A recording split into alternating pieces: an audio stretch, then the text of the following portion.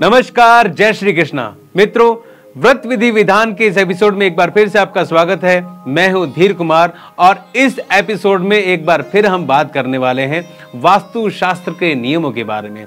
वास्तु शास्त्र के वो नियम जो कि आपको अपनाने बहुत जरूरी हैं, जिनका पालन करने से आपके घर में धन का प्रवाह बना रहता है, जिनका पालन करने से नकारात्मक शक्तियां आपके घर से दूर रहती है, घर में विद्या का वास होता है, लक्ष्मी का वास होता है और सुख शांति बनी रहती है। उन दोषों के बारे में बात करेंगे जिसके कारण आपके घर में नकारात्मक शक्तियां रहती है और घर में कलेश रहता है, दरिद्रता रहती है। इन सब के बारे में आज हम बात करने वाले हैं। पिछले वीडियो की ही तरह दोस्तों, जो कि हमने बनाया था इसका पार्ट 1, इस वीडियो में भी मैं 10 ऐसे नियमों के बारे में बात करूंगा और उसकी जानकारी आपको दूंगा। ध्यान से सुनिएगा, वीडियो बहुत ही बेहतरीन बनने वाला है। इसको लाइक कीजिएगा, शेयर कीजिएगा और अगर आप चैनल पर नए आए हैं तो इसको सब्सक्राइब जरूर कीजिएगा। चलिए बताते हैं पहले 10 नियमों के बारे में। मित्रों, इस वीडियो में वास्तु का हमारा पहला नियम बताता है कि घर में जो आपकी झाड़ू है आपको उसको किस तरह से रखना है।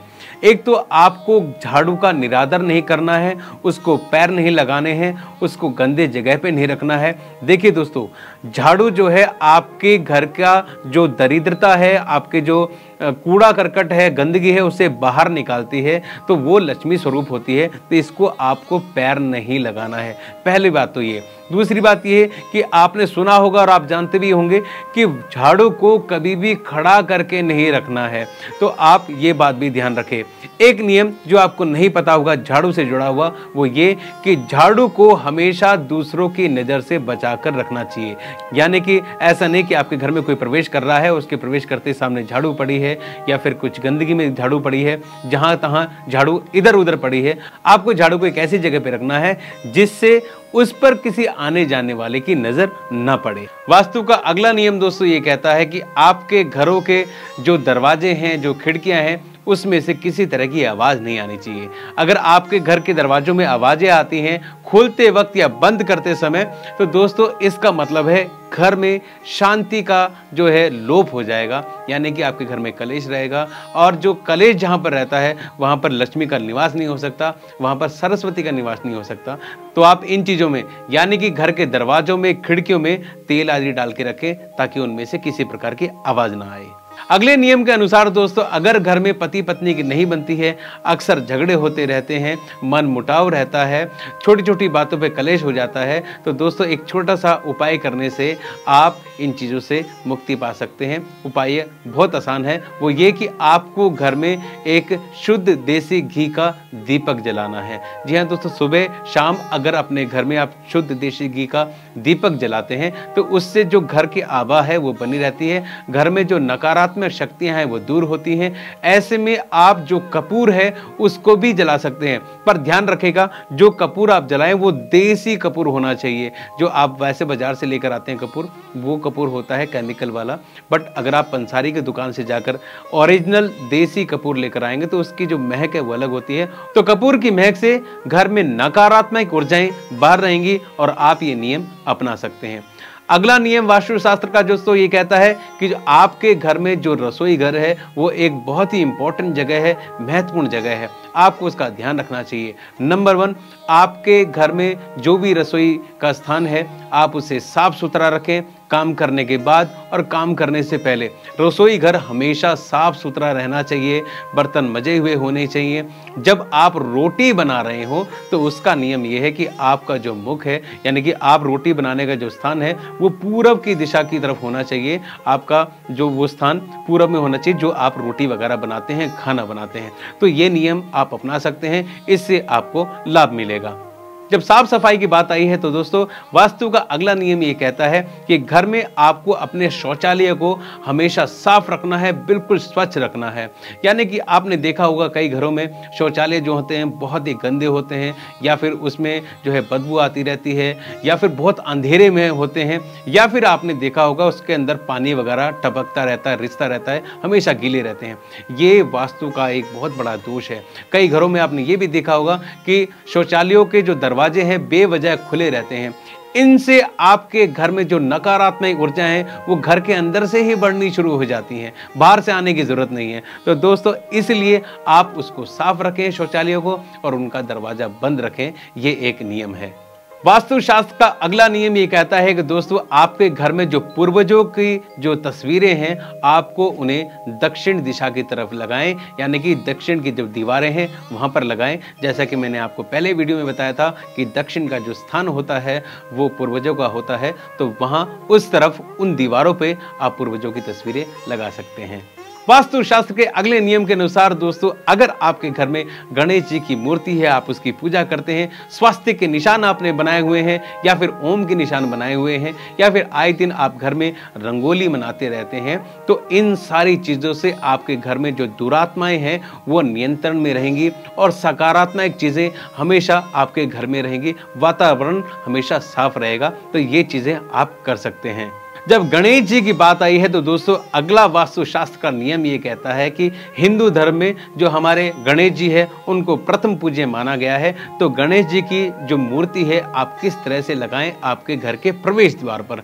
खास तौर पे दोस्तों जब भी आप प्रवेश द्वार पर गणेश जी की मूर्ति लगाएं तो उसकी पीठ घर के बाहर होनी चाहिए, यानी कि ऐसा कहा जाता है कि गणेश जी की पीठ के पीछे दरिद्रता होती है, इसलिए उनका मुख घर के अंदर होना चाहिए। तो आप दो मूर्तियां लेकर आएं, एक घर के बाहर लगाएं और एक उसी से सटी हुई दूसरी जो मूर्ति है वहां पर लगा दे अंदर की तरफ मुंह करके, जिससे आपको उन दोनों ही मूर्तियों का जो सकारात्मक लाभ है वो मिल सके।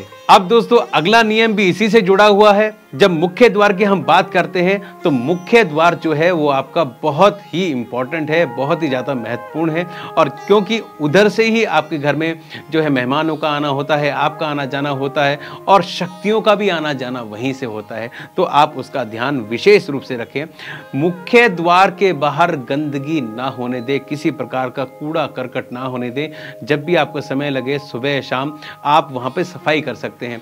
वहाँ पर कोई कूड़े का ढेर नहीं होना चाहिए, कोई ऐसा नहीं होना चाहिए कि किसी आदमी ने कुछ सामान वहां पे रख दिया है या फिर गंदगी हो रही है, मलमूत्र है, आप उसे साफ कर दें और घर का जो बाहर का दरवाजा है, दरवाजे के सामने की जगह है, उसे हमेशा साफ रखें, सुथरा रखें। मित्रों अब बात करते हैं इस वीडियो के वास्तुशास्त्र के आखिरी यानी कि 10वें नियम के बारे में, जो कि बताता यह है कि अगर आपके घर में बहुत सारी चीजें ऐसी हैं जिनका आप इस्तेमाल नहीं कर रहे हैं, लगभग कबाड़ ही है और आप उन्हें फेंकना नहीं चाहते, तो आपने झोलों में भर के रख दिया है, थैले में डाल के रख दिया है, बोरों में भर के आपने छत पे फेंक दिया है, आप उन्हें फेंकना नहीं चाहते, तो ये चीजें आपके घर में नकारात्मकता लेकर आती हैं।